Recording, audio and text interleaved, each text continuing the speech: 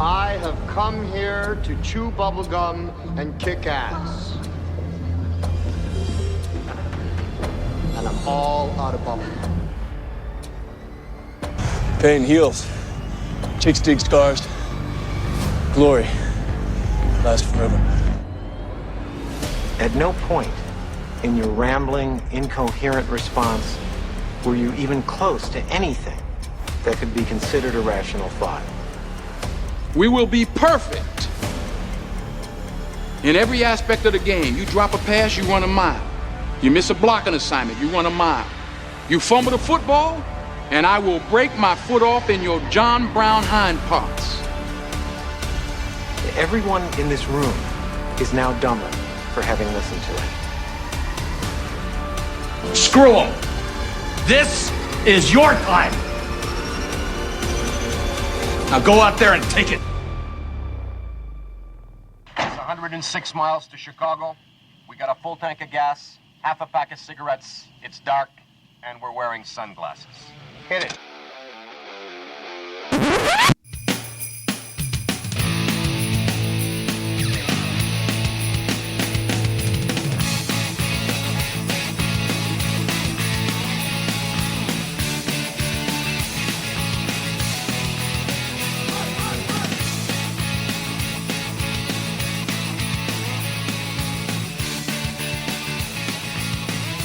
Ho, ho, ho. Merry Christmas, everybody. Welcome to our, festive-themed episode of the Armchair Authority. Hope you guys are doing well. Hope you guys get your shopping done. Kelly, you got your shopping done yet? I do, 100%. Yeah. I'll have to check with my wife on that, though. I'll let you know for sure. All right. I cannot be trusted with that specific task. I am no good at that. Look at the big brain on Brad, switching up the intro like that. Nice job. You could have let that go for another 2 minutes. I was in it. Who the hell is Brad? I don't know. Look at the big brain on Brad. I don't know. I'm old. All right. I'm losing my shit. Yeah, I was going to say, what's going on? Did you forget what my name was there for a second? You doing a podcast? No, I feel like that was from a movie or a TV show or something. Look at the big brain on Brad. I don't know. Somebody will hear it. Somebody will know it. Do you like Christmas music? I like Christmas music. Do you have a top, what's your top Christmas song? Chestnuts. I could have guessed On that. an open fire. Yeah, I was going to say something to tickle your tonsils a little bit. Tickle my chestnuts. Is it actually, or did you just say that for comedic effect? No, I really like that song. I really do. Yeah. You burn out pretty quick of Rudolph and Joy to the World, and you burn out pretty quick on those. I mean, they're everywhere. You go to a store, it's playing in the background. I mean, they put on all the it's like they just chat GPT, give me the most popular Christmas songs, and just hit repeat, right? And it plays 3, and it just keeps repeating them over. Jack and Frost nipping at your nose. Isn't that actually called the Christmas song? It could be. I think it is. You might be onto something there. I think it is. I just like the chestnuts roasting on an open fire. You just like the opening, and then after that, you just kind of. I actually like to roast chestnuts on an open fire. It's pretty cool. What happens?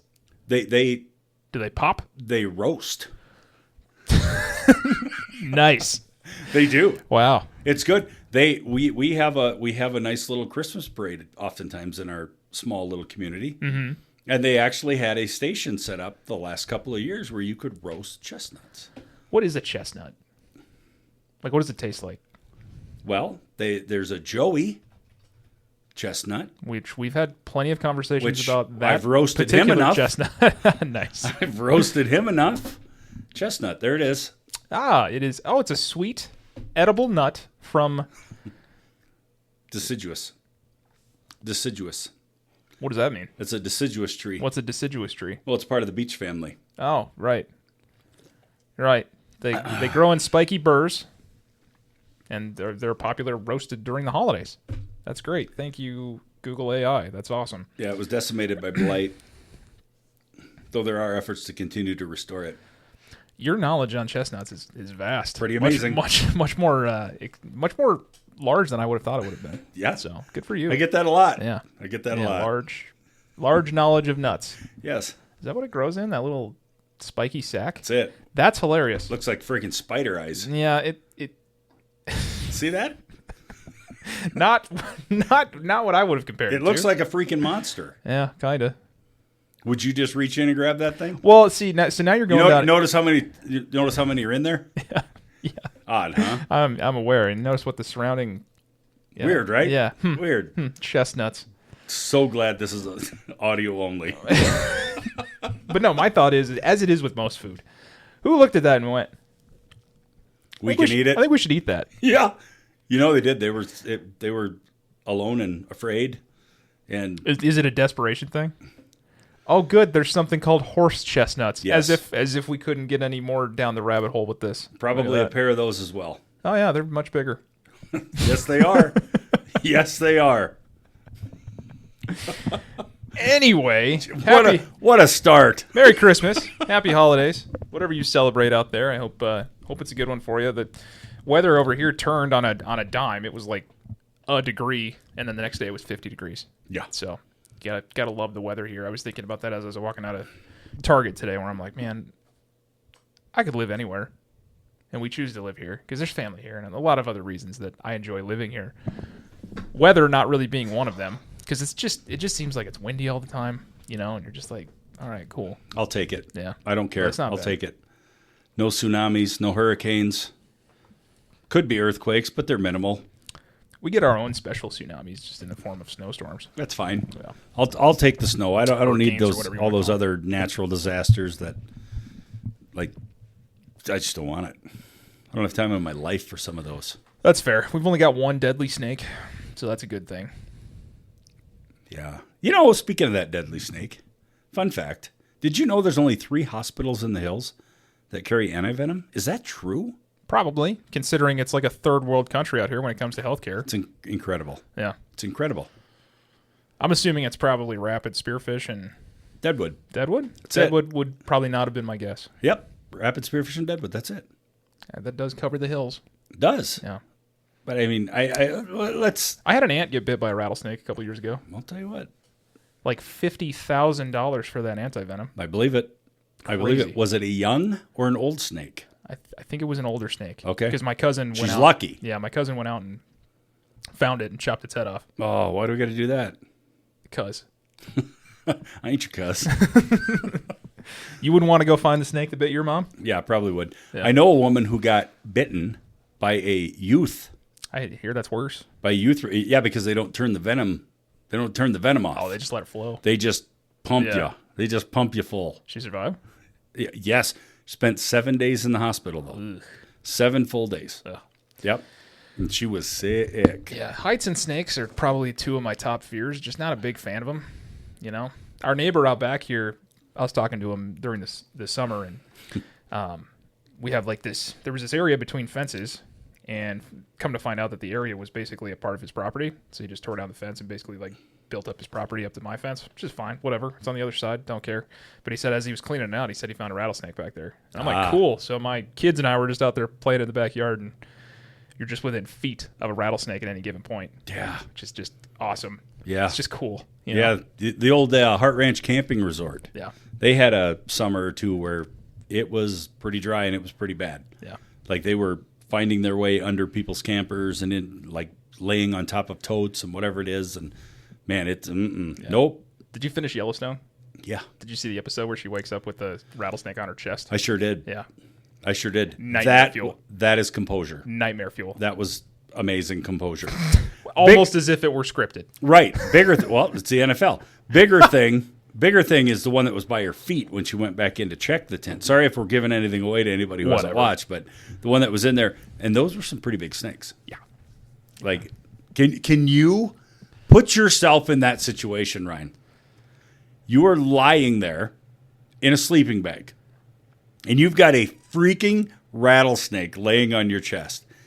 Dude, you're not going to have to come rescue me. My heart is going to simply explode. I would hope that the smell of my urine and feces filling the sleeping bag would scare the snake away. But that's heat. Like that would probably attract like it would do them. one of these where it'd be like, the tongue would come out and be like, That's solid. and it'd have to get out of there because I'd be just so full of fear. But they're drawn to heat, Yeah. right? Yeah. The fecal matter, the fecal matter in the urine they would detect that, and then you know where they're going to go. Now they're going to get closer to the mid region. Yeah. I'll tell you what, if you whip open the tent and you see me in that situation, cut my head off. Yeah. Just get it over with and let's be done. That's insanity. Boy, we have gone a number of different ways already. Hell of a segue, though, because if you really want to get into talking about snakes, I think the Sherrone Moore story couldn't be a better segue from talking about snakes. Sherrone. I'm unemployed. Woo! That was a good woo. You like that? Yeah, that was nice. You might have to mute that one a little. Yeah. So for those that don't know, everybody knows, but let's talk about it. the Michigan Wolverine football team has yet another coaching scandal, yet another branch. Allegedly, I don't think there's anything allegedly about this. It's alleged. Okay. But it has another branch in the Harbaugh tree that has led to somebody getting in trouble with the law. Kelly, let me pull up the list here. Fun fact, wasn't in trouble with the law over the first part of the allegation. Yeah. Wasn't in trouble. Staffers arrested since Harbaugh's hire. You ready for this? Let's have it. Denard Robinson, DUI. Steve Klicksell, DUI. Matt Weiss, pervert. Won't really get into that. He's a little bit of a weirdo. Anyway, Greg Scruggs, DUI. Great name. Fergus Connolly, DUI, punching an officer. And biting hospital staff. So Greg Ferguson really went for the trifecta there. They were provoking him. Yep. I heard. Jim Minnick, DUI. Sherrone Moore, which we'll get into. So there's a little bit of a bad pattern here when you look at some of the staff underneath Harbaugh and things like that. What is going on there? What is being allowed to go on there? But for those of you that don't know, Sherrone Moore, former head coach of the Michigan Wolverines, got himself into a little bit of trouble last week, right around the 10th of December. I'll kind of go over the summary of what happened and then just kind of get your thoughts on it as we go through it, okay? Yeah, I've got plenty. So, Sherrone Moore was a celebrated assistant coach under Jim Harbaugh at the University of Michigan, helping the team win a national championship in 23, known for his work with the offensive line, and was named the successor to Harbaugh when Harbaugh left for the Chargers in January of 2024. He was also the first African-American head coach in Michigan football history, and in their first season led them to an 8-5 record and a huge win over Ohio State at the end of the year, which a bunch of people talked about. So, career at Michigan abruptly ended on December 10th when the university announced his termination for cause due to the investigation that found credible evidence that he had engaged in an inappropriate relationship with a staff member. The crisis escalated dramatically just hours after his firing when Moore was arrested for subsequently charged with a felony home invasion, misdemeanor stalking, and breaking and entering. Prosecutors allege that Moore went to a staff member's home who had ended their relationship and threatened to take his own life in her presence. The incident marks a stunning and tragic end to a promising coaching career that has already marked by previous NCAA sanctions related to the sign stealing scandal. So pretty much kind of how the timeline goes here is he's hired as basically an offensive line coach, promoted offensive coordinator. When he was offensive line coach, they were awarded the best unit in the nation twice. So clearly pretty good at his job. Had intern success, so he filled in for Harbaugh when he was suspended during that time, and then was eventually promoted, like I said, in January. First season they go 8-5. Second season, I think they win 10 games this year, 9 or 10 games. They were better, 9 or 10, and they were a top 15 ranked team. So Yep. they were in the conversation there. Had they beat Ohio State or something like that. Yep. Earlier this year, he served a 2-game suspension for those infractions with the sign stealing allegations, and was also penalized for failing to cooperate with the NCAA investigation during that probe. And then, like I said, on December 10th, we have this breakdown of an inappropriate relationship with a staff member. The staff member has been reportedly linked to... What's her name? Hold on, I got to scroll down here.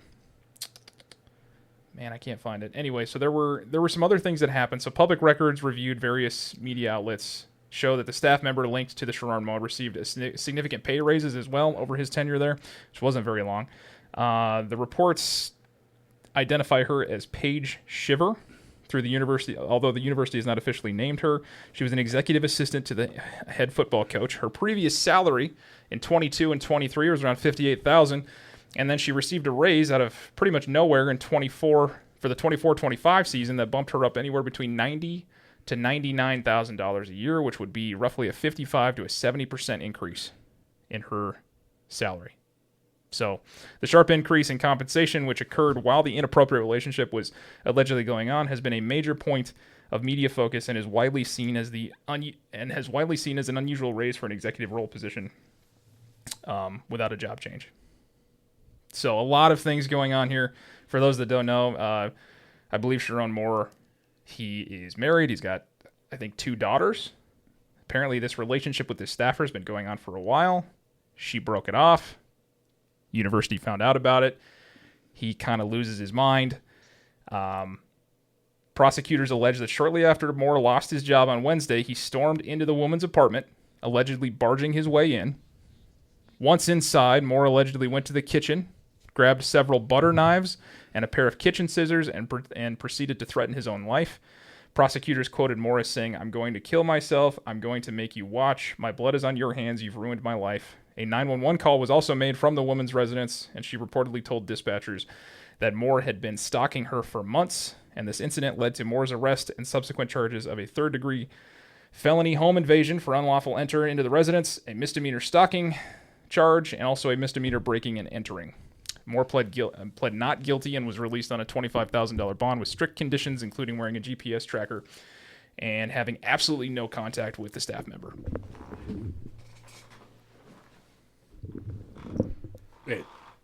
It's bad. It's just bad. I had a reaction when everything was breaking, as you know. Oh yeah, I contacted you wanted to get in immediately. here and like record something about it, and then it just kind of things kept snowballing. It did, and then more information came out, and it's exactly what it did. Because it's never good when a guy that's not in the hot seat just loses his job all of a sudden out of nowhere. No, but let's say, okay, stop it at, I had an inappropriate relationship with a staff member. Just stop it there, okay? She walked in, gave all the evidence, the emails, the text messages, all the stuff. She gives it. University says, all right, Sherrone, you're done here. We're all done. Inappropriate staff member relationship. We're done. Stop it there. Does Sherrone Moore likely get another coaching gig somewhere at Division I level at maybe a mid to upper level program? Yeah, because I mean we've seen this in other sports too. I think Urban Meyer kept getting hired. Urban Meyer, we've seen it with Ime Udoka up with Boston. You know, he was there, got fired for an inappropriate relationship, and then found himself a job in Toronto like right away, right? I want to say, didn't Rick Pitino have something like this that got him fired from? I don't know. Maybe something weird was going on with him. Something surrounded him. Yeah, but like you said, there have been numerous other examples of coaches having inappropriate relationships with somebody outside of obviously their marriage that are happening within the organization or whatever, where it hasn't ruined their coaching career. Right. If you stop it right there, he is likely back wearing a headset within 3 years, I would argue. At minimum, and it's probably at worst an offensive coordinator. Correct. And it actually could be a reputable university. Right. Well, we get fired and we decide we're just the hell with it. What are we going to go do now? Now we're just going to absolutely destroy pretty much our own life. But how many countless others? There's wife, the children, the woman who broke into the apartment or the house. I mean, holy crap, dude. The only thing that's weird about this whole thing is there's no mention of substance abuse, which a lot of the behavior here where you just all of a sudden you get sent off the deep end and then that's where you go with this. Yeah. You know, it'd be easy to say nobody in their right mind would go off like this, where you break into somebody's house, threaten to take your own life. So there were reports that he actually held a knife to her throat as well. I heard that as well. Fact or fiction, I don't know, and whether or not it comes out. But yeah, I mean, that's either way. I'm fired. Now I'm going to go kick a door in, and the person that I've had a relationship with for X number of months or years or whatever it is, who I just gave this healthy pay raise to basically keep her mouth shut. We're gonna make this a lot worse. This is a terrible look for him. It's a terrible look for the university. Well, I mean, as him, like you said, the worst case scenario is your marriage is probably over and you probably lose your job, but it's not something that you wouldn't be able to recover from. Right. But I think he viewed it as the end of the world. I think he viewed it as my job's gone, my marriage is done. He didn't view it All as the of end it. of the world. He made it the Yeah. end of the world for him. I mean, that's it. Yeah. Your days in football are done. Yeah. Well, and all because of decisions that he made, though. I mean, that's really what boils down to this. It's like you didn't accidentally start having a relationship with this person. You didn't accidentally run into all of it. I mean, the other side of this coin is that there's also allegations that he was, in the DMs of an OnlyFans model for several years trying to get her attention. The other thing that I've heard is he was actively messaging this OnlyFans model during halftime of the Ohio State game. Mm-hmm. Yeah. So, like, clearly there's a chain of behavior here going on. And whether it's sex addiction or just power hungry, hey, I'm the coach of Michigan. And you try to throw that weight around a little bit. And Well, here's a fun fact. I got a better chance of being the coach of Michigan now than he does. that's true. There's a fun fact for you. Yeah. You want to talk about one of the most prestigious positions in the entire sporting universe. University of Michigan, football coach. Yeah. And you threw all that away for some fly-by-night relationship that was never going to last in the first place. Correct. I have a buddy who is a diehard Michigan fan. And the minute this broke, I was traveling home from work, and I heard it on the radio, and it was breaking. And I immediately went to the old texting, and he's not happy. Like he had a few expletives that he fired back about the whole thing, and it wasn't about me poking jabs at him. It was all about Sherrone Moore and his behavior and all that stuff. And I mean, he said it best. Like, the world is your oyster. And you had everything you needed. You had a phenomenal job. Yeah. Phenomenal football coaching job. And Good recruiting classes. Oh, my Even gracious. after Harbaugh was gone, you still had a good team. You finished 8-5, and then this year you were in the conversation. yeah, the program was recruiting itself. I Yeah. mean, it was at that level, Yeah. and it's been that way for years on and off, but it's recruiting itself. You had a great gig. This is almost one of those things where it's like, was it worth it to give up everything to win that national championship, and now you have to kind of like, here's where you're at? Yeah, I don't know. Now the ugly part comes, right? Because of the criminal conduct, now it's going to end up in court. And now said Paige Shivers is going to get smeared. Because that's going to be the approach, obviously, that they're going to take, is they're going to have to try to get rid of some of this pressure and some of these allegations off of him, and they're going to try to make her the problem. And now the smearing starts, right? The whole smearing campaign takes off right now. So I don't know. Yeah. It's not good. Yeah. I think the saddest part of it all was, like, even before the ink was dry on some of these allegations and everything that was going on, there were already speculation of who was going to take over the job. Yeah. Like Kalen DeBoer's name was already thrown out there. Like, he was Oh, gonna hell, leave. they were talking about Matt Campbell. Yeah, Matt They're like, Campbell. how Kalen dry DeBoer. is that ink in Penn State? Yeah, like they were just going to go transfer over here right away. Like, you would want to transfer into an organization, into a program right now that is this just discombobulated with all this Yeah. stuff. Ask Bill O'Brien how that went. Yeah. Sign him with Penn State after the whole Sandusky thing broke. Yeah. Well, and imagine how many, the transfer portal's open now, or at least kids are declaring for the transfer portal. Are they bailing? See, I've tried I to don't find know. I'm that. just saying, like, I'm already seeing other programs where they're top tier talent. Like, the one that I can name is because the one that I watch the closest to is the fact that DJ Lagway is entering the portal and leaving Florida to go somewhere else. So there's people that are declaring that they're already leaving. So I'd be curious to know, like, what happens here? How many kids are going to enter the transfer portal? How many kids have committed to go here that are now going to maybe decommit and go somewhere else? I don't know. So, I mean, this is a big deal. This isn't good. So, and clearly, like, whatever the structure is at Michigan, whether you want to talk about Harbaugh's sign stealing scandal or this Sherrone Moore thing or the multiple DUIs that you've seen with their coaching staff, who's running the program? Correct. Can you blame the AD? Can you blame the president? Can you blame the dean? I don't know. Like, what goes on here? Well, you can blame all the way to the top. You can go all the way to the president of the university. Yeah. Because the president will then turn around and say, well, athletic director, how come you're not letting me know what's going on? Athletic director then drops it a level and says, how come you're not letting me know what's going on? Yeah. We need to have oversight of all what's going on with our programs. So it works its way up and comes right back down. And nobody's going to point the finger back at themselves. I mean, does it seem like to me, I mean, I'm just looking at it surface level and the facts that I have in front of me. Like, it's almost a culture of debauchery going on here with this coaching staff. Yeah. And birds of a feather. I mean, I don't want to, point anybody out, but I mean, we've got over 5 staff members here that have been in trouble with the law in some form or fashion. Yeah. Whether it's been substance abuse or some form of like violent action. Correct. Or both. Yeah. Yeah. Yep. So I think there needs to be a much like deeper look inward for Michigan to go like, what are we doing? How are we what is the hiring process here?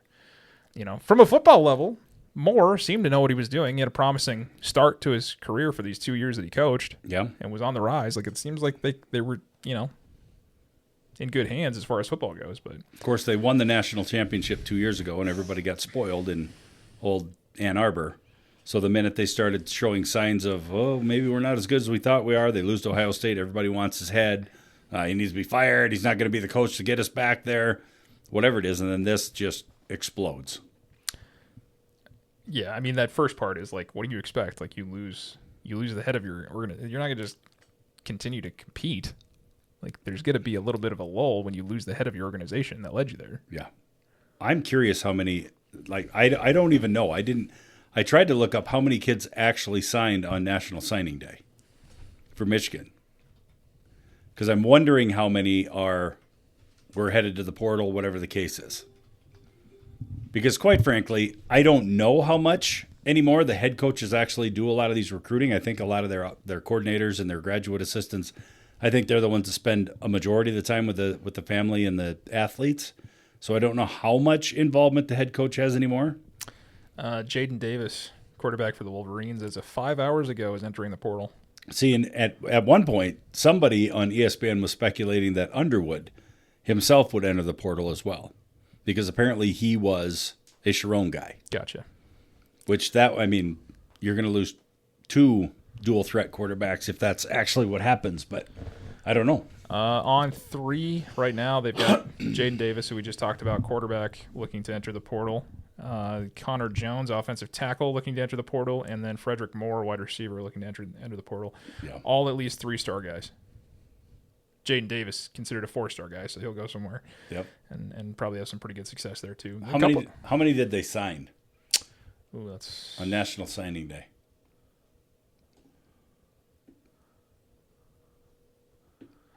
So look, I mean, they've got a ton here. They got a list. Yeah, I wouldn't. They're not numbered, but plenty of, you know, this Carter Meadows, this edge rusher here from Washington D.C. He signed way back in June though. Verified, he's a 5-star recruit. So Savion Hitter, running back, he signed in August. So a lot of these are happening well before this one. Their signing day. Yeah. So 12-4, they had one guy sign. I mean, a ton of these are like May, April, June, July, August. Yeah. Only one of those happened in December on the 4th. Whew. So I don't know. Do you know the rules? If you sign, like, do you have to commit for 1 year? Can you decommit? 25 commits, 0 transfers as of right now. Okay. So 4% of them are in-state. Average NIL value about $72,000. 48% are blue chips. So we'll see. Maybe we'll come back in a couple of weeks after the new year and see if this updates right now. But I mean, the national rank for their recruiting class is 12th. Yeah. So like we said, I mean, it's just. They didn't lose any momentum. There were people still coming up wanting to play for the Wolverines, wanting to play for Sherrone Moore, wanting to be a part of this we'll have program. to follow that, though. Yeah. So I don't know what that process is. That's my homework assignment. I'm going to find out. If you can unenroll. Yeah, because there might be some type of caveat in there where if this type of activity happens, like I pledged my commitment and signed my national letter of intent with, you know, whatever verbiage in there, and if said thing happens, I am free to, I don't know, maybe the university anymore just says you got to enter the portal. Maybe that's how it is. You can decommit from a college after signing, especially if it's an early decision agreement, where you generally only lose your deposit and can be released without penalty if you have valid reasons like finances or issues with family. But for a national letter of intent, you must request a release, which usually means losing your year of athletic eligibility and sitting out for a year. Okay. So which all of those were early signings, except for the one guy. Yep. Right. Maybe 2. Yeah. Yeah. Depending on when I don't even know when they're. I think we're gonna have to follow that. Yeah. So I mean, that would be reason enough to stay there. I mean, you wouldn't want to lose a year of athletic eligibility and sit out the rest of the year until you get a new school. So unless granted. Oh, there you go. So you would lose the year of athletic eligibility and sitting out a year at a new school unless granted an exception like a coach leaving. There you go. So leaving with help. Needing help. Escorted. Yeah, needing a lot of help. The walk of shame. Crazy town. That's dumb. Yeah, but yeah, not a smart move. We'll Sherrone. continue to look at that, but it doesn't look very good for him. I think. What did I watched Wolf of Wall Street the other day, and so towards the end of the movie, they're like, "We have here what we call a grenada. You, sir, are a grenada." And he's like, "Do you know what a grenada is?" He's like, "No. Grenada is a small country consisting of about 90,000 people that the United States invaded back in such and such. Basically, it's an unlosable war, and we have an unlosable case against you. You are what we refer to as a grenada." Yeah.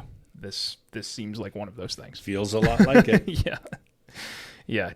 I mean, obviously innocent until proven guilty. Don't want to get too far ahead of it, but there's a lot of evidence here that shows otherwise. So, yeah. Speaking of evidence that shows otherwise. Yeah. Insert lane change. Yeah. Insert Lane Kiffin himself. We're not entirely done with talking about Lane Kiffin just because I'm a little bit of a spiteful bitch at times. But a lot of conversations. I've never said that for the record. A lot of conversations, and this is going to be one of those things where I'll read it and people are like, well, that doesn't prove a point. Maybe, I don't know. But I feel like it does to an extent. I am on this show in private conversations known for having an opinion on the Lane Kiffin thing and how I didn't like the way that the NCAA handled it and how I didn't like the way that he handled it in general, where you just leave these kids high and dry while you go for a job at LSU. Having conversations with you here on the show, having conversations with friends while we're out for dinner, stuff like that, where I'm under the impression of if Lane was the guy, I think LSU could have waited a month, and everybody's like, nope, job would have been gone. And I'm like, okay, so then the worst case scenario is you go back to the 6th ranked school in the nation and go win a championship. Right, and still have an opportunity, whereas LSU was in shambles and wasn't even ranked and isn't really doing all that well. Oh no. So anyway, like, I don't really like that argument where it's like the job would have been gone. Okay, sure, it would have been gone, but then what? You lose $3 million, go back to Ole Miss and continue to compete for a national championship like you already are instead of having to rebuild an entire program. Anyway, beside the point, I was being seen throughout my conversations as maybe somebody that was a little bit too sensitive about it because I was caring more about the kids' feelings towards Lane leaving than the kids actually were. A lot of people were telling me, Ryan, once they sign, they don't give a crap about the coach. That was me. They don't care about the coach. They're Also just there me. for themselves. They don't care. They don't care. Oftentimes they hate their coaches. They hate those guys. And these are all coming from people that played college and had really bad coaches that made them hate those coaches. So, because I've got friends that all played college baseball, and their coaches were so bad that it forced them not to want to play even slow pitch softball anymore, that they don't even want to pick up a bat or a ball anymore. Okay? To me, that just says you had an asshole for a coach, and maybe you didn't have the right guy that you connected with. Because there's plenty of other guys that would say, hey, I had a great high school coach. I had a great whatever, that helped me learn the game and feed the process even more and my passion for it. Anyway, I'm kind of getting off track here. Well, here's the deal, though. I just want to justify this for me. Sure. Because I am the one that said that I didn't have a good relationship with my defensive coordinator. And neither did the other people that I talked to. I didn't have a good relationship. Where they're talking about, I think Anthony brought it up where he was like, there were times my defensive coordinator would just show up and he'd be like, all right, we're going to run until somebody quits. Yeah. Just because he was in a bad mood. Our defensive coordinator came to us from University of Washington after they won a national championship back in the day, right? Yeah. Several years ago. So what I couldn't grasp at the time was he was coming in with the business mindset. We're here to win. We will put the best guys on the field to win. We are constantly going to recruit for all positions. We're going to add depth. We're going to find the best starting roster that we possibly can. I was coming in with, it's a smaller university. I look to have a relationship with my coaching staff. I want them to trust in me. There's a loyalty there going each way. And I didn't feel that was reciprocated. I didn't feel that loyalty was there. I didn't feel that respect was there. And they were looking at it from the business side of things. We're here to win. And that's it. So when I sit down after my best season, which was my junior season, I'm in the best shape of my life. I've got the best numbers, weightlifting-wise, running-wise, all the stats and all the measurable stuff. I had the best season of my life, and I sit down in an exit interview, or the end of the year interview with the D coordinator and some graduate assistants, and they look at me, and there's nothing, like there's no pat on the back. There's no thank you for what you did and great season, and hey, we're really happy with this, and this. It was, we're just letting you know, we're recruiting your position in the upcoming months. We're going to go to this community college, and we're going to go here, and we're going to go here, and we're going to recruit your position. And I felt I had a great season, right? I felt a tremendous season. And I'm thinking that we're going to sit in there and we're going to talk about, okay, here's what we had. This is what, this is where we'd like you to be. Well, the part about where we like you to be, it came, in terms of we need your squat here, deadlift here, 40 time here, body fat here. They hook you up with the nutritionist and dietitians and all these people.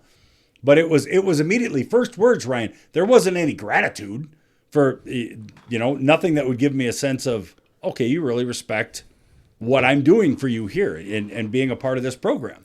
It was, we're recruiting your position. Just like that. And I'm like, you can kiss my ass. You can seriously kiss my ass. And I remember I didn't take it the right way. And I felt pretty strongly when I walked out of said meeting. And I'm pretty damn sure that at some point shortly thereafter, I was on the phone with my dad. And I'm like, I'm thinking of either bailing or hitting steroids big time. Because it sounds like the only two damn options I got. Yeah. Like there was no love lost there. Defensive coordinator, again, he had the business mindset. We're here to win, and we're going to put the best guys on the field, and I don't give a damn about our relationship. That's the feeling I got from him.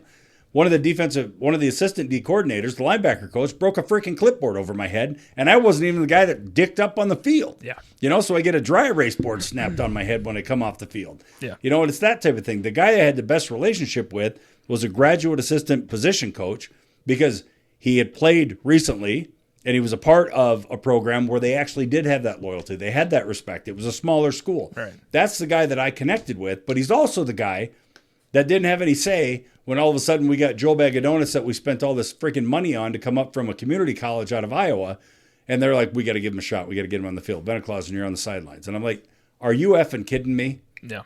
Dude, we're in the second quarter, and I got 11 solo tackles already, and you're pulling me off the field for this freaking Joe Bag of Donuts? But this guy that I had he couldn't do anything about it, right? Because he's not the coordinator. He's not the guy. Yeah. So when I say that, it's like, I don't know what it's like in a bigger university because winning means more at that level. Sure. Like they're going to put 5-star kids on the field. They're offering millions of dollars of NIL where winning does matter. Yeah. Because I'm talking small school, Division II. I can only imagine what it's like at that level. So when I talked about that, I didn't hate my coach. It was nothing was reciprocated about what I thought our relationship should look like because he was just business mindset only. Right. And that's it. Yeah. That was it. It was all about W's. Yeah. And I didn't like that shit. Right. Anyway, sorry. No, and I get that. I mean, not everybody's going to enjoy the coaching staff or all of the coaches, right? You're not going to connect with everybody.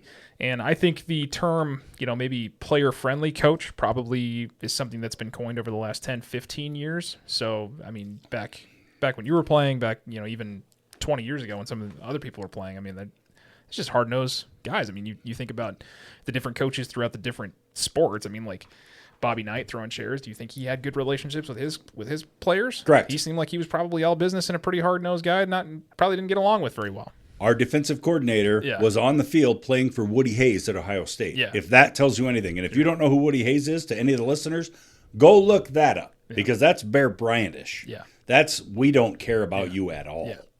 So, and I know a lot of the players came out after, Lane released a statement on Twitter talking about, despite the team asking me to keep coaching, and a lot of different players basically co-tweeted it and was like, I think everybody in that room would disagree. Comes from one, let them know, every single person. That was not the message that you said in the meeting. Everybody was not in there, or everybody in there can vouch on this. So a lot of people kind of kicking back the things that he had said. But that's one statement that he made, I think, in public versus some things that he may have said privately. Obviously didn't resonate with everybody, but the bigger story here is that there was a majority of members on the Old Miss Players Leadership Council that were in favor of keeping head coach Lane Kiffin through the playoffs. So basically all I'm saying is that I think there's connections there with certain students, certain players, and obviously not with others. I don't think with 80 plus kids on the roster that you're going to connect with every single one of them. No, you're not. But I do think the ones that you were... Teammates can't even get along. Yeah, but I do think the ones that are, this is talking about leadership staff, so leadership players, older players. Yeah. those that are maybe in those conversations a little bit more with higher coaching staff, things like that. You build those relationships over time, because I think those are just, number one, I think, and correct me if I'm wrong, but I'm pretty sure Ole Miss has kind of been building this for the last couple of years. So there's some kids that have been in this program for 2 to 3 years alongside Kiffin. So they built those relationships. So you can't tell me that those relationships don't matter, because they do. And I think you like I've said before, like, you're in the trenches, you're trying to build something, you're going for it. Like, this is just as much theirs as it was his, as far as where this program was to where it is now and what opportunities they have in front of him. So why not want to keep the guy around, So I get it, but I also get the other side of it too, where then the thing that pisses me off is you have an opportunity to finish out what you started here, and yet you decide to go somewhere else, say some things, and I think some of these kids have a right to be a little disgusted with those things. Yeah. To be able to say those. So I'm kind of talking out of both sides of my mouth, but I'm just basically saying that I see both sides of it, and there's just no way that if you're at an organization for that long, building relationships as a leader, that you don't have an impact on somebody. Yeah.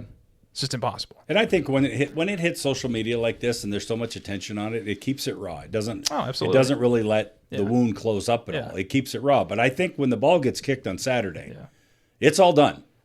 Yeah. Like this stuff is behind them. Like, it's go time. As it We're should locked in, and it's time to go. As it should be. I think that's kind of the one saving grace here, is this happened early enough in the month, to the point where, by the time December 19th rolls around, we're like 20 days past this. Yeah, but the media is not going to let it end. They're still going to bring it up before the game. They're going to talk about it after the game. Yeah. It's still going to be there because they just want to provoke the shit out of things. But I think for the players, I think if they're leadership players, I think they know that they got to rally the troops now and rally the rest of the team and the younger kids, because they got a game to play. And I think Saturday, this is all done. Like this stuff is all done. We don't care anymore. Now it's time to play football. Yeah. So, and I think they'll take the next one in charge. So, interim coach, you're our guy now. Like, you're the captain. Like, let's go. Yeah. That's how I think it plays out. So, yeah, the article goes on to say the attitudes within the locker room toward Kiffin weren't unanimous, but there were clearly some negative feelings towards him. Obviously, I mean, if you're going to leave the program and go somewhere else, and then, try to blackmail the university into having them release your coaching staff to come with you right before the playoff, that's not great either, right? So the vote for leadership group may have not been reflected on the entire roster either. In an interview with Super Talk Mississippi, Carter said Kiffin's efforts to stay after accepting the LSU job were futile because that wasn't the agreement the two parties had mapped out. It was very clear that coaching in the postseason was not going to happen, or was not going to be an option for Coach Kiffin several weeks ago. Carter also stated that the team meeting in question, I don't think the way he portrayed that meeting was accurate. There was a lot of pushback to him leaving. Begging for him to stay is certainly an overstatement, and our players are starting to show what really happened in that meeting. So the inevitability of Kiffin going to LSU might be exaggerated. So multiple sources decided that he genuinely felt torn with his decision. One source briefed on the discussions said Kiffin came very close to signing an Ole Miss extension 2 days before the Egg Bowl, and Ole Miss was able to match any dollar amount that LSU offered, or Florida, when it came to Kiffin's contract. He said was much publicly after taking the Tigers gig. So, or he said as much after he took the Tigers gig. So, Kiffin ultimately bolted for the Tigers, a direct rival to Ole Miss, and was forced to live with the consequences if he wanted to guide the Rebels through the CFP run badly enough. There was a straightforward solution to ensure that this would happen. And I think that's just some things that I was saying all along, where it's like, if you wanted this, you should just stay there. Correct. And continue to build on it. Correct. Instead of just going somewhere else. So, and I do understand Anthony's side and several others that we've kind of tossed this around a little bit back and forth. I can understand the argument that the job wouldn't have been there, but I think it would have been. The more that I sit back and look at it and figure it out, and I watch all the coaching movement and some of the hires and what's happened in NCAA in this time span, I think that job would have been there. Yeah. I think it still would have been there. I also think, and a lot of the argument against what I'm saying is like, well, you go to LSU and your recruiting power is so much bigger than some of these other schools, especially. But I don't necessarily believe that anymore. I think we're starting to see the tide shift when you look at Indiana with Cignetti, when you look at the rise of Tennessee all of a sudden being an SEC like challenger. Yeah. Ole Miss being a challenger. And you can't even get guys like DJ Lagway to stay at Florida. Right. Or guys to stay in Michigan. Things like that. I think it's so open now. with the transfer portal and with how things go. NIL. Yeah. I still think that steers the ship. And obviously LSU is going to be able to offer more NIL money. But at the end of the day, they had Brian Kelly, who, as much crap as I give him, is like, he's obviously not a terrible coach. He's had multiple opportunities at big organizations. So where was all of this recruiting power and NIL money when Brian Kelly was there? Yeah, how much NIL money is Lane Kiffin getting? I don't know. I've heard anywhere up to $50 million. Okay. Sounds good. I was crunching numbers in my head, and I'm like, when the whole Matt Campbell thing came about and Penn State said, we're going to give you at least $30 million in NIL, I was like, God, I think I heard that that Lane Kiffin was getting like 25 or 26 mil. Oh. But it was up to 50 mil or Maybe, whatever. I don't know. Which makes sense. It's a significant amount, but at the end of the day, like, it doesn't matter if you can't. Number one, if you can't get the guys to stay there long term, and number two, if you can't, if they don't perform. Yep. You know. Heck yeah. So good. I don't know. Like I think, yeah, okay, it's LSU and it is what it is, but I just don't think there was a wrong decision for him to make as far as it goes for like whether he stayed or waited. I think those are the same decision. I think he could have been fine either way. I think he's at his last stop though. Yeah, probably. I mean, if it doesn't work out within 2 years, I mean, they're not going to sit on him for a long period of time. No. Multiple people have told me they probably gets 3 to 4 just to see what happens. But I'm like, if they suck for 2 straight years, man, that seat's going to be real hot by year 3. I agree. And this whole freaking circus that happened over this deal, there's not a lot of reputable programs that are going to take a look at him. Yeah. They're just not. Yeah. Well, and it's like you quoted last week with whoever that was. I think it was Portnoy, where it's like he just lights a match and leaves. He does. Just sets everything on fire. Leaves your city on fire. Yeah. Yep. So I don't know. I didn't really prove a point there, but it's just like these kids care, man. Like they care. You build relationships. It's not, they're human. And I see the humanity in it. I see the emotion in it. Like you just can't turn that stuff off because of one reason or another. Like, and even those coaches that are hard asses that you didn't like, I guarantee you there were still at least 1 or 2 players that they actually connected with and had a decent relationship with. They did. Yeah, it just wasn't you. But they were also guys where if they want to go out and they want to go recruiting and they want to go fill certain positions, these guys were set. Yeah, that they were set. Yeah, because everything that was currently underneath them was not very competitive. Yeah. But there were a handful of those guys, and I wasn't jealous of them. Like, good, I'm glad you got a great relationship. I think the guy's a jackwagon. But yes, but that's fine. Good, have your relationship. Yeah.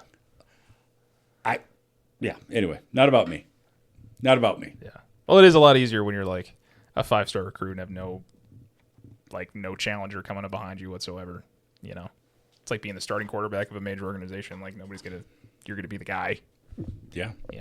So speaking of quarterbacks, you had some thoughts on Diego Pava not winning the Heisman and his reaction after that. Pavia. Yeah, Pavia. My bad. Listen, this isn't me being old school. This isn't any of that stuff. I can feel the way that I want to feel about this. His comments, the social media stuff. I mean. It was one bad situation after another bad situation. He didn't get the Heisman Trophy. The right guy won the Heisman Trophy. I mean, is there any dispute about that whatsoever? The right character guy won the Heisman Trophy for sure. Correct. The right guy. Yeah. Throw the stats out the window, do whatever you want to do. The right character guy won it. Pavia goes online, goes to social media, F this, F you, makes some derogatory statement or some meme about Indiana, whatever the case is. I mean, come on. And then starts taking pictures from a club. Yeah. So, it's like, man. Pavia posts on Twitter, being a part of the Heisman ceremony last night as a finalist was such an honor. As a competitor, just like in everything I wanted to win. To be so close to my dream and come up short was painful. I didn't handle these emotions well at all and did not represent myself the way that I wanted to. I have much love and respect for the Heisman voters and the selection process, and I apologize for being disrespectful. It was a mistake, and I'm sorry. Stop. Right there. Do you know why this came about? Could it be a part of this post where he says F all the voters but family for life? Correct. Could it be the other thing where he had some sort of, I don't know, what looked to be like some sort of tombstone looking thing that just said F Indiana? Correct. Yeah. You know why this came about? You know why the apology came about? Because now we're beyond the Heisman Trophy. Yeah. We'll we'll play in our little bowl game. Your if draft they did stock is about to plummet. Thank you. That's where I'm at. Because nobody's going to... So case in point, Shedeur Sanders didn't do any of this stuff. And everybody that interviewed him did not like the way that he interviewed. They did not like the character stuff that came along with Shedeur Sanders. Nobody had any issue with the way that he played, but he dropped to the 5th round because of different character traits that he had. Very much. This is right along with those things. That apology is not because he feels bad. That apology is because now we're turning our attention. We're going to have the NFL Combine, and I've got to get a job in the NFL. And this is the only thing that I can possibly do to somewhat salvage the huge mistake I made on social media. Yeah. He played 2 years in New Mexico State before transferring to Vanderbilt for the next 2 seasons. He's been at the program for the Commodores and just completed 71% of his passes, about 3,100 yards, 27 touchdowns, 8 interceptions. In addition, Pavia rushed for another 826 yards and 9 more scores. Vanderbilt was 10-2, so they had an opportunity. We talked about them on this show that maybe they should have been one of the ones in over some of those other 2 schools. Could have been. Potentially. Could have been. He also screwed up, and I love this part. He also screwed up because he said one of his inspirations was Johnny Manziel. Well, I think based on that picture right there, that would make sense. Thank you. Yeah. Yeah. And you know what? Take your little apology and cram it. Yeah. Because you are doing damage control, and that is it. You are trying to salvage yourself right now because I can hear his draft plummeting right now just from everything that's going on, because this is being talked about everywhere and everybody has seen the posts and everybody knows how this worked out. And now what you're going to have is you're going to have people, you know how this works, right? You got a couple together and all of a sudden the couple splits up and all these people that were friends of both of you now start taking sides and all the dirt comes out. I knew this was going to happen because of this. Now you're going to get some real freaking dirt on the guy. Yeah. Because there are going to be people that didn't appreciate that and they're going to start telling truths about him.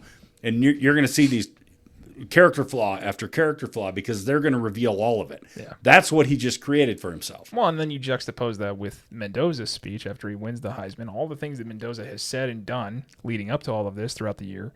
A lot of people want to say that Mendoza, you're going to give it to this guy that didn't have. I mean, his stats are almost better in every way. He had, a higher completion percentage by a couple of points, not a big deal. 71.5 versus 71.2. He had 33 touchdowns versus 27 touchdowns, 2,900 yards versus 2,100 yards for Pavia, 240 rushing yards versus Pavia's 826, 6 rushing touchdowns versus 9 rushing touchdowns. Right. Biggest factor here is Indiana, number 1 team in the country, 13-0, big win over Ohio State, and a big comeback win against Penn State, where he threw for like 300 yards, and you had the throw and the catch, which is just crazy how all that stuff happens. So humor me. And on top of that, you also have the character that who Mendoza is and who we've seen in these interviews, not only after winning Ohio State, which we played on this show last week, but then if you listen to his speech that he had after he won, and then just everything that comes along with him, he's just a great character guy. Humor me. Pavia wins the Heisman Trophy. How do you think Mendoza handles that? I think with a ton of grace, and I think he handles it. I think he says and does That's all the right the deal. things. I think he says and does all the right things. Because I think he genuinely means it. Yeah. I think that's who he is. Yeah. I think we've watched a ton of stuff on him. We've watched interviews and listened to all the sound clips and all the stuff That's on a guy him. that's worked his ass off to even get where he's at. Oh, right my now. Lanta. The players talk about him. The coaches talk about him. All these people talk about him, right? You don't hear the same type of stuff come from people about Pavia. Yeah. Mendoza's not going to handle himself like that. No. Nah. Yeah. Damage control. It's all it is. Yeah, for sure. Bad look. I ran across the video of... So Mendoza's mom is dealing with... She has multiple sclerosis or something like that. She's got something. Yeah. That's not great.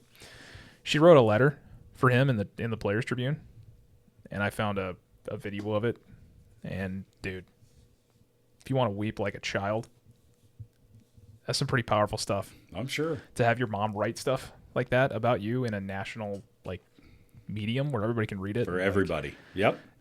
All of that stuff. And his speech was great. I don't know. I like everything about him and his character and the way that he holds himself. And it's just, it reminds me a lot of kind of the way that Andrew Luck was coming out of Stanford. Yep. Said all the right things. Super smart guy. Very talented. When he talked, you were like, this guy's goofy as hell. How the hell is he good at, good at football? and then he just goes out there and plays. He plays for himself. He plays for his teammates. He plays for his mom. He plays just for, he just goes out there because he loves playing the game. Yep. So Absolutely. he's got a fan in me, man. I want to see him do great things. I'm kind of rooting for Indiana and Ole Miss to see if those two can kind of pull it off. Yeah. I don't often root for the number one team in college football, but Indiana's got my support 100%. Yeah, I'm going to back Ole Miss, and I still think Ohio State's going to mop up when it's all said and done, but we'll see. Yeah. So, anywho, we can transfer over to the NFL now, if you'd like. A little conversation about that. A lot of different things happened over this last weekend. Some people may have said that we were a little too early with the eulogy on the Chiefs. Not so much. I disagree. Not so much. I think we were right on time. Timing was spot on. I think we were right on time. The Bills don't really have any quit in them. They were down 21-3 against the Patriots and came back and gutted. That was a fun game to watch. That was back and forth. Yep. So they win that one, and now they're a game behind New England. Denver has a strong showing against the Packers. That team, dude. If Denver gets the 1 seed and you have to come to Mile High with that defense, I don't know. I don't know who's beating them in Denver. I don't know. I didn't have a lot of faith in them 3 weeks ago, and I got to tell you, Holy crap, I'm they're swinging fast. the other way right now. Yeah.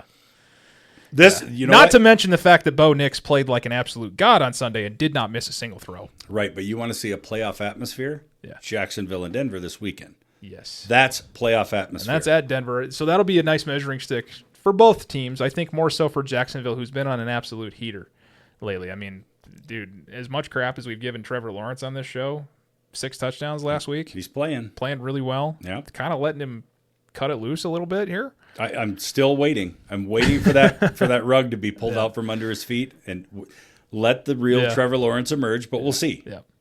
Yep. As previously mentioned, Chiefs get knocked out by the Chargers in a 16-3 loss. Woohoo! Chargers still kind of sputtering along.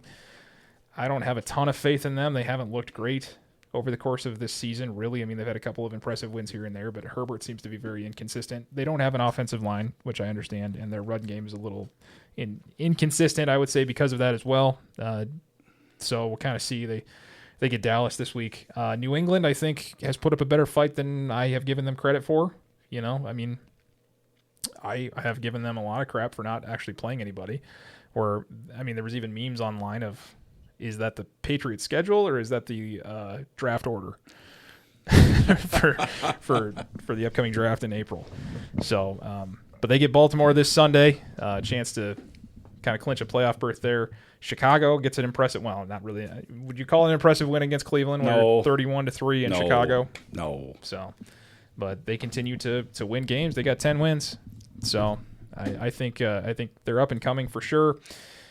Eagles, I don't really know what to think of them. They play Washington this week. They're going to clinch the NFC because the rest of the division is garbage. So that's kind of what it boils down to for there. San Francisco, Seattle, so a couple different options for teams to clinch the playoff scenario. So let's start with the Bills first and foremost. The Bills, they play Cleveland this weekend. They can clinch a playoff berth with a win plus a Houston loss or a win plus an Indianapolis loss. So that will get them into the playoffs. It doesn't mean that they win the division or anything, but that will get them in.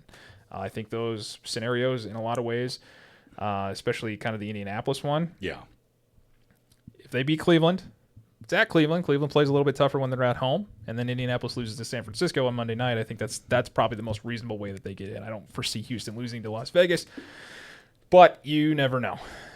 Any difference of agreement on that from you? No, I think Indy's going to lose San Francisco, and I think they're going to mop up Cleveland. They'll be in. The Broncos are already in the playoffs after their win against Green Bay last week. They can clinch the AFC West with a win plus a Chargers loss at Dallas. They can also get the 1 seed this weekend if they win a Chargers loss at Dallas plus a New England loss and a Buffalo loss. So the likelihood of all those things happening this weekend probably not super high. What say you? No, none of that's going to happen. Okay. They'll get a win, maybe, against Jacksonville, but all of those other little things that you rattled off, they're not going to happen. Yeah. Next week, however, if they can get a win over Jacksonville next week, regardless of what happens with the rest of those teams, a win over Jacksonville going into the next week, you're going to lose about 50% of all these little blurbs about each team in these scenarios. 3 teams with the same playoff scenario. So Jacksonville, Buffalo, and the Los Angeles Chargers all get in if they win, plus a Houston or an Indianapolis loss. Yes. So it seems like the AFC after this week will be fairly solidified in my opinion. Yep. So there's not going to be a lot of jockeying for position here. It's just going to be, especially if Indianapolis ends up losing, which they probably will to San Francisco, you're going to have the Bills, the Broncos, the Jaguars, the Chargers, and the Patriots all like 5 spots already clinched for a playoff, and then we just kind of jockey for position as well as for the seeding. Yep. So Patriots, similar scenario. If they beat Baltimore, basically they win, or a Houston loss or an Indianapolis loss gets them in. Right. So pardon me. That would then be a 6th or like a 4th team that would be looking at either Houston or Indianapolis losing. So NFC-wise, we've got a big matchup this weekend against Chicago and Green Bay. This is, in my opinion, probably for the division. The Bears get into the playoffs if they win and Detroit loses. Packers get into the playoffs if they win and Detroit loses. So I get to root for Aaron Rodgers and the Packers on the same weekend again. There you are. What do you think about this matchup? You've been a strong hater of the Bears. You don't really think they're as good as many people say they are. You had predicted them to lose every game in December. So far, I think they're 2-1. Yeah, they're not winning this one. Packers are going to win this game. Doesn't Really? matter. Yes. Why? Because they're better.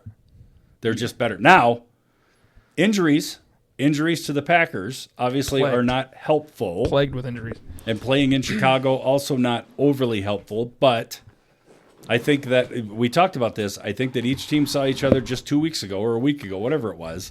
And I think that Green Bay, even with the injuries, is still going to have more than Chicago can slow down. I hope so. I think the Christian Watson thing, he's going to be fine. I think he's going to play. But, I think Zach Tom got injured, but it doesn't sound like that's going to be a long-term thing. The Micah Parsons thing obviously sucks.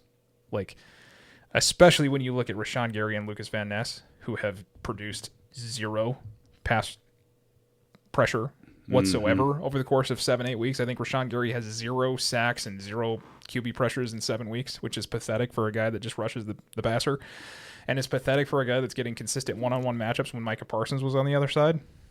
What are we doing? So that unit has to step up. It's got to be the next man up for sure. Losing Evan Williams for 1 or 2 weeks in the secondary definitely doesn't help a secondary that got absolutely torched by Bo Nix and the Broncos last week. I mean, I just can't get over the throws that Nix was making. It was insane. The dude couldn't miss. He's pretty good. He looked great and probably still should have had 3 interceptions if the Packers dropped. So, but that's beside the point. I don't know, man. I'm a little nervous about it because it kind of seems like everything's just the script is kind of becoming what it is. They beat Chicago. Chicago wins their game against Cleveland. Packers lose, and now we have this. It's in Chicago. It's a Saturday night game at 6:30. I don't know, man. The offensive line's beat up. They've got a ton of injuries. Even Josh Jacobs, who is playing, is beat up. The Packers just have a ton. I think they've got 7 starters that are out for the year. 7. They're going to be okay, Ryan. But, I mean, where does it get you? It gets you into a playoff that you're not going to win. They're still professional football players. It'll be fine. It's disheartening because you can see the talent that's on the field and what this team could have been had guys stayed healthy. And sometimes you just get hit with the injury bug and it sucks. You do, and you've also seen the better players step up in those moments. They'll be fine. Yeah, It'll work out. I just think if they can't handle the pass rush on the offensive line, and it was more than apparent, the Broncos were rushing 4 pretty much that entire fourth quarter, and we couldn't block them. Nothing. Yep. So the secondary just got to sit back there, and Jordan Love couldn't get the ball off. They couldn't run. Nothing. We'll take a look at it. We'll clean it up, and we'll fix what we need to fix. All right, Coach. That's it. That's what you need. Just keep that in the back of your mind. Well, they got to step up. I mean, guys have got to make plays. So I hope it's a galvanizing thing where you lose a leader on the team like Micah to an injury like that, and you hope it's one of those things where the guys are like, all right, we've got a point to prove that we're more than the sum of one guy. Yep.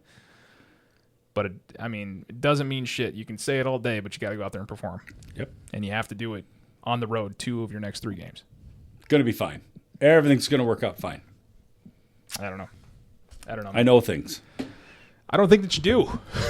I think we'll prove that here in a little bit that we know nothing. Philadelphia clinches if they win or Dallas loses. San Francisco clinches if they win or Detroit loses. Seattle clinches if they. So basically, everybody's rooting for Detroit to lose for the most part within this. So again, more scenarios here for the NFC. So Detroit holds the key to a lot of these teams getting in. And man, I don't know, man. I said pre-show, like if the Packers lose, they could be one of those teams that ends up with 10 wins at the end of the year and probably doesn't get in. Right. Just because of the way that Seattle and LA and San Francisco are playing. Yeah. And sitting there with about the 22nd draft pick. Yeah. Yeah. Season for nothing. Yeah. Because right now, AFC matchups consist as such. The 1 seed right now, if the season were to end today, the Denver Broncos would have the 1 seed. New England would be at the 2. They would play Houston, the 7 seed. Jacksonville at the 3. They'd play Buffalo, the 6 seed. And the Steelers would end up with the 4th seed, who would play the Chargers at the 5 seed. NFC would be the Rams with the 1. Chicago with the 2. Packers would have to go back to Chicago as the 7th seed. Eagles would finish with the 3rd seed, play the Niners. Buccaneers would finish with the 4th seed. They'd play Seattle if everything ended today. So anything you see there changing? Who's not in out of those 14 teams? Oh, I don't have a lot of faith in the Steelers. I feel like everybody else in the AFC is kind of locked in, like you mentioned. I don't have a lot of faith in the Steelers, but I also probably have less faith in Baltimore. So I think, it's that simple. You win that division, you're going to get in, and that's the only way you're going to get in. Yeah. NFC-wise, I feel like Tampa Bay is backing their way in. San Francisco kind of surprises me. Stronger and having better success than I thought they were going to about midway through the season. I'll stand behind it. I don't have a lot of faith in Chicago. I know their record and I know whatever it is, but can they finish? Ultimately, can you finish? Not a ton of faith in them, but Tampa Bay, same situation. You're going to get in because you're winning an awful division, and that's it. So what they do once they're in there, I think it's a real short season or a short playoff season for them. But everything else, it's pretty solidified. A bunch of these scenarios could happen, but I still think the cream of the crop right now is in both of those lists right now. I think that's where it's at. Who do you trust the most out of those 14 teams? Out of AFC and NFC? If you had to pick someone to win the Super Bowl, these 14 teams at the season ended today, who would you put all your money on? Denver and Rams. Got to pick one of those two. Oh, okay. So actual Super Bowl winner. Yep. I'll go with the Rams. Rams? Yep. Stafford's MVP. Yeah. Stafford's MVP year.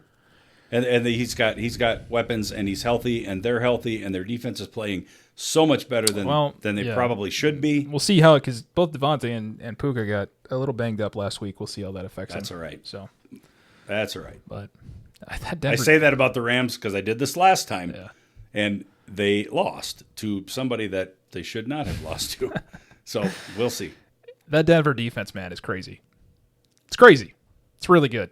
They're number 1 for a reason. Yeah. After witnessing for 4 hours last week, it's going to be hard for me not to kind of back that a little bit. And it kind of pisses me off how good they've gotten as quickly as they have, especially after I sat here and said, oh, they're screwed. They don't have first round picks and all this other stuff and blah, blah, blah. And I don't know. Is Sean Payton cheating again? I don't know. What's going on here? Seemed like it all happened way too fast. No, it's fine. Yeah. But they kind of took their lumps there for a while, or they haven't really been relevant. So whatever. Are you rooting for Denver because they're in your division? I am. Well, you might have two. You might have the Chargers and the Broncos. I'm not worried at all about the Chargers. At all. Justin Herbert is probably playing some of the best football of his entire career.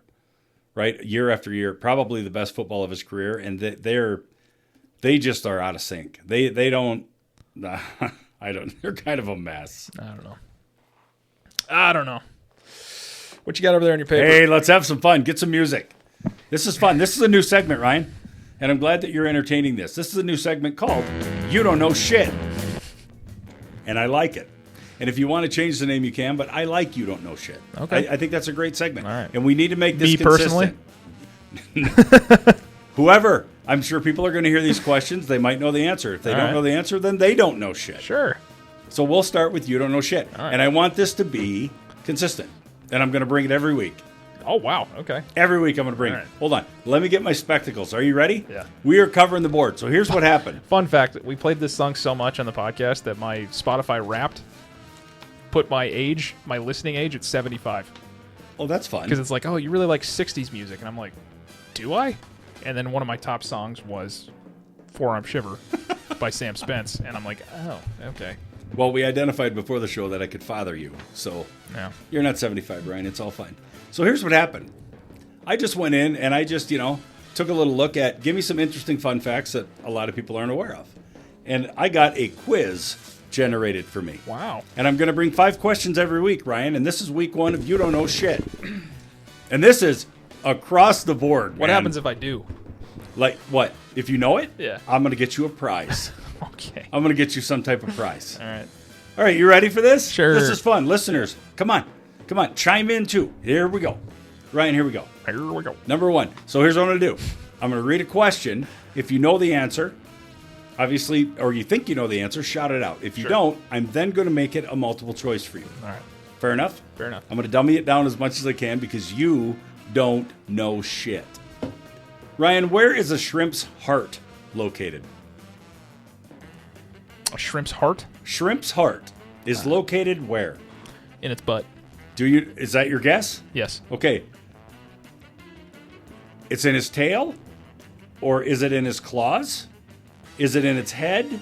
Or is it in its stomach? You said butt. Are we going with tail? Ooh. Well, that's up to your discretion. Okay. I mean, I'll take tail for butt. It must not be right because otherwise It is not right. I was gonna say. So now I'm gonna say that its heart is in its stomach. You want to go again? It's probably in its head. Then. It's in its head. Yeah. Isn't that amazing? A shrimp's heart is located in its head region. All right. It's interesting. Okay. That's all you got. All right. Very good. You don't know shit. Yeah. Okay. Which country has more pyramids than Egypt? I'm gonna go with South America, Okay. like where the Mayans are. I'm gonna give you options. Okay. Peru, China, Mexico, or Sudan? It's Mexico. It is not Mexico. Peru. You don't know shit. You really don't know shit. It is Sudan. Believe it or not, Sudan has over 200 pyramids, which is more than Egypt's 120. You don't know shit. Which letter does not appear in any U.S. state name? I'm just going to go straight to options because you'll spend forever thinking about this. Q. I don't know. You know shit. You know shit. Nice work. Yeah. Nice work. Options they gave were Z, J, X, or Q. Q. Nice job. You know shit. Okay. What unusual Olympic event existed between 1912 and 1948? A very unusual Olympic event. Options: cooking, dance battles, chess, or art competitions. Cooking, dancing, chess. Chess or art competitions. Did you give me a time? A time. 1912 and 1948. They existed I'm between... only gonna go with chess because of the Bobby Fischer of it all, or whatever that guy was. You don't know shit. All right. It is actually art competitions. The Olympics once awarded medals for art, including painting, sculpture, literature, and music. Do you know how dumb that is? That's What why is art? It's why it's been gone since I know, 1948. but what is art? Art is Subjective. Art is subjective. everything is. I know, but The floor routine is subjective. that's not necessarily true. The uneven bars are subjective. Well, we know by the Australian breakdancer that it's not subjective because we know bad breakdancing from good breakdancing. We don't know bad art from good art because it's all subjective. We've why- talked about it on this show, where you talk about an Uncrustable being painted with oils, and I look at it and go, I'd like to hang that in my kitchen. And other people are like, that's stupid. Why would you paint an Uncrustable? Well, they haven't been in existence since 1948, which makes good reason because it was too subjective, I'm told.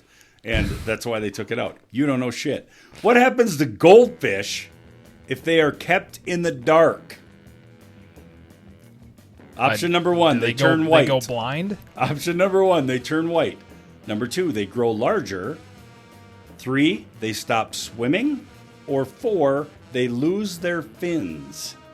They turn white They turn white. You know shit. because they don't, something about UV rays and stuff like that, maybe. You know shit. Yeah. There you go. 2 out of 5. Nice work. We got to keep track of this. I'm gonna leave this lay on the table. We're gonna keep track of that. 2 out of 5. So you don't really know shit, but you know some shit. We're gonna go with that. Sounds right. That's good stuff. Yeah. Good job. I love that segment. I'm so excited. I'm gonna do this every week, brother. I'm gonna bring this thing in. We're gonna do this all the time. All right. And I'm never gonna have to answer them. Now, if you want to create a very fun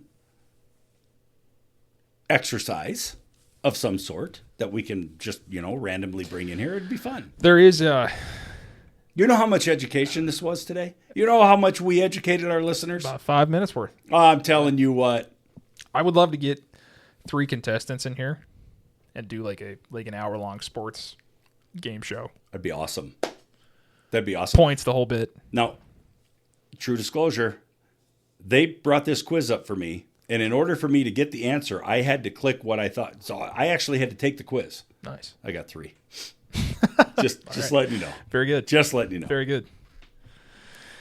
Anywho, Okay. well, I mean, it's kind of the show. I mean, I don't really think there's much else to talk about. We kind of covered most of it. But college football playoffs start this weekend on the 19th. Yeah, see, I wanted to make predictions on that and kind of let you and I have a little healthy competition about let's pick wins and losses, but not this week. Not this one. Not this. I mean, there's 2 gimmies. Let's not. Yeah. I don't know, man. Again, I've just kind of got a sour taste in my mouth with it all, but it is what it is. Let it get to the quarterfinals and we'll start It begins picking. on Friday the 19th. Saturday is the 20th. Friday night. Yeah, Friday night and that's my Saturday. fault. That'll be a good game. Oklahoma, Alabama, and then Saturday's kind of whatever. Yep. We've been over this before. Texas, Miami, I'll probably try to watch, and then everything else is kind of whatever with Ole Miss and Tulane, and then Oregon and James Madison. And then things don't get kicked off again until the 31st. Quarterfinals. That's when we'll start chiming in.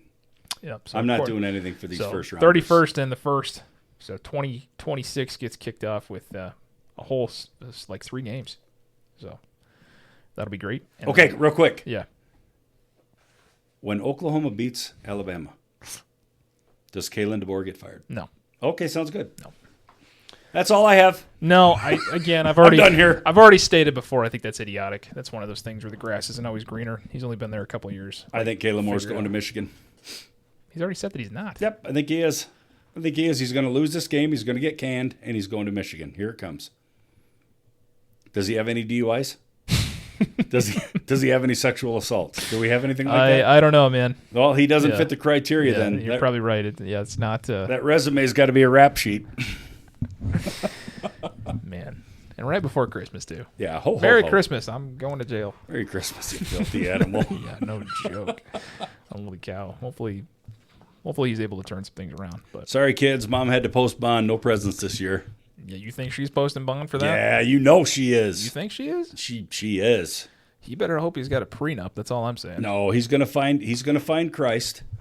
Well, he's in custody and going through this whole thing. He's gonna find his faith. He's gonna be a man of God. And here we go. He's gonna rejuvenate his life. He's gonna turn everything around, Ryan. That's what's gonna happen. I was listening to somebody talk about why do we let hardened criminals work out in jail and prison? To get harder. It's like, so if this guy's got a rap sheet a mile long, we send him to prison for multiple years. All he does is get stronger, and then he leaves prison stronger than the way that he was before. Yep. And I'm like, that's kind of a funny thing to think about, where if, like, you reversed it, and we're like, all right, we're gonna send you to prison. You're a career criminal, and he comes out like 100 pounds soaking wet. No muscle on his bones whatsoever. Yeah. I don't know. When it That's goes a complete side tangent that I was just like, if you get them bigger and faster and stronger in prison, they get out. That raises the bar for law enforcement. They also have to do the same. That's so fair. it actually Yeah, makes that's your fair. law enforcement Yeah. officers, yeah, that's a good way to look at it. That's I guess. it. Yeah. It just pushes You the gotta bar meet higher it. for law enforcement. Yeah, right. you gotta meet the standard. Hey, this guy's coming out after 15. Yeah. And he went from benching 2 1/4 to like 405. Yeah. There's a couple I got to hit the people- weight room. There's a couple people that I used to work with in your office that are going to be like, "That's such a dumb statement. Why would you?" I don't care. It's not. I don't care either. I'm just like, you think about it, and it's like, well, because I know that the kickback on that's going to be like, well, they're not all career criminals and blah blah. And I'm not saying that.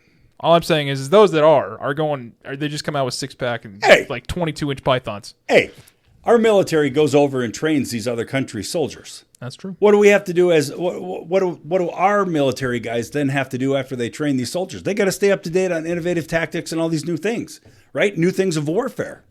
It's not dumb. You're getting a stronger, faster, bigger criminal. Sure. Then you got to have stronger, faster, and bigger law enforcement. Yeah. That's how it works. Do you ever stumble across those videos on Instagram or whatever where it's a cop and you look at him and you go, how? Because he's just, and I know that we talk. Yeah, and what's always happening? Yeah. You're proving my point. What's always happening? He looks like he's eating a box of Krispy Kremes about every other week. Yeah, and he's getting his ass kicked. Or he's falling down while he's trying to walk to somebody's car door. Something's happening to him. Yeah, you're proving my point. Yeah. See, that seems dangerous. We need Olympic athletes in law enforcement. If Could we're going you imagine just some cop doing a triple sow cow right over the top of this criminal and just put him in handcuffs? Yeah. Yeah. Yep. Just imagine a dude comes to your door like John Cena. He's asking for license and registration. Shit. I'm giving him my birth certificate. I'm giving him the keys to my home. I'm giving him everything. Not that it matters, and I don't even pay attention to it, but so John Cena just had his last match. He lost. Tapped out. Why would they make him lose? What a pants sweater. Mr. Never Give Up. Mr. Never Give Up, and he freaking taps out. Why would they script that he loses? Pants Did you see sweater. his face right before he taps? It was like one of those things where he was just kind of smiling. He was like he knew it was coming. Yeah, He man. just kind of gave it a little tap tap. Gave up to Gunther. Yeah. That guy's got a weird body. He does. It's like all torso. Yeah. He's kind of like a baby man. You know? Have you seen him in some of like the did you watch Peacekeeper at all or anything Nope. like that? There's a couple shots in there where he's just in some whitey tighties. And it's like, wow, you've got very defined muscles, but there's just something off here. Like your torso to leg ratio is off. And he just looks like a baby man. Yeah. Like a muscular baby man. Yeah. Yeah. Big upper and tiny little getaway sticks. Yeah, pretty much. And Yep. it's not that it's not that he's skipping leg day. It's just the length of his legs versus the length of his torso is kind of off. Right. It's weird. Yep. It's different. Top heavy. Yeah. And then on top of that, he was bald for a long period of time and then got like a hair transplant because he got big into Hollywood. And so now he's got hair again. So Got it's it. like, that's kind of, yeah. That's fun. I don't know. Hey, I'm done. Okay, all right. Very good. That's the show. If you guys want to be a part of the show, you can always leave a comment on your podcast service of choice. You can also hit us up at thearmchairauthority@gmail.com. If you need a shirt for the holidays, I don't think it'll make it there at this point in time, but we do have merch. Link is in the description. You can find that over at tpublic.com. As always, we love and appreciate you guys. Please subscribe. Please leave a review. That would be great. Helps us out a bunch. We hope you guys have a very Merry Christmas. There's no shot that just happened. There's no shot. Did you really just fall flat on your face? I just did. There's no way. Oh, man. What a time not to...